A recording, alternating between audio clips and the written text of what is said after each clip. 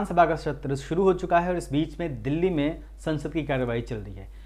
इस बीच में अजय मिश्रा जो केंद्रीय गृह राज्य मंत्री हैं, उनके बेटे को लेकर एसआईटी की रिपोर्ट आ गई है लखीमपुर मामले में, और उसके बाद लगातार उनको पद से हटाए जाने की मांग दिल्ली से लेकर लखनऊ तक में शुरू हो गई है।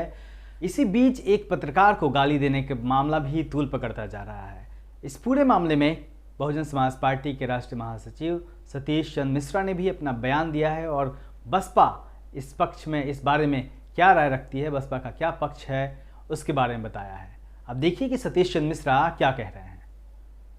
सर, लखीमपुर इंसिडेंट में जो है एसआईटी ने उसे साजिश करार दिया है। लखीमपुर इंसिडेंट को हम लोग जो कह रहे थे वो तो अब पुलिस ने ही अंततः मान लिया ना कि ये सोची समझी रणनीति के तहत सोचा समझा तरीके से इन्होंने उनको किसानों को, बेकसूर किसानों को कुचलने की काम किया, उनको मारने का काम किया।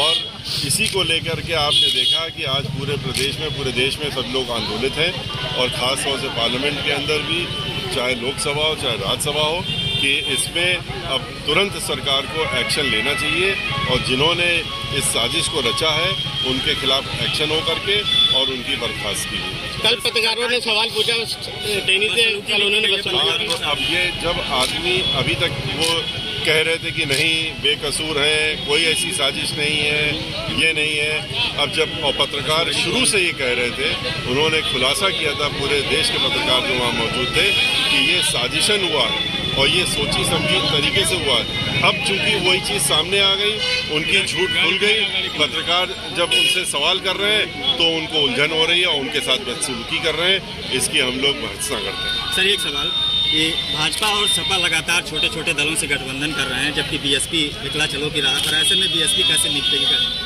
देखिए, आपको ये मालूम हो, आप अच्छी तरह से जानते हैं, आप लोग तो पत्रकार लोग हैं, कि गठबंधन कौन करता है। गठबंधन वो करता है जिसकी ताकत कमज़ोर होती है, जिसको बैसाखी की ज़रूरत होती है, वो गठबंधन करता है। और जो मजबूत होता है, जिसको बैसाखियों की ज़रूरत नहीं है, वो अपने दम से चुनाव लड़ने का काम करती है। बहुजन समाज पार्टी बहुत मजबूती से चुनाव लड़ रही है, 2007 की तरह पूर्ण बहुमत की सरकार बनाने वाली है। और ये दोनों पार्टियां जिनका आपने नाम ले रहे हैं, सपा हो और चाहे बीजेपी हो, ये दोनों कमज़ोर हैं, बहुत ज़्यादा कमज़ोर है इस समय, इसीलिए दूसरों का सहारा ढूंढ रहे हैं। कैलेंडर सिर्फ तारीख नहीं बताते हैं, कैलेंडर इतिहास भी बताते हैं।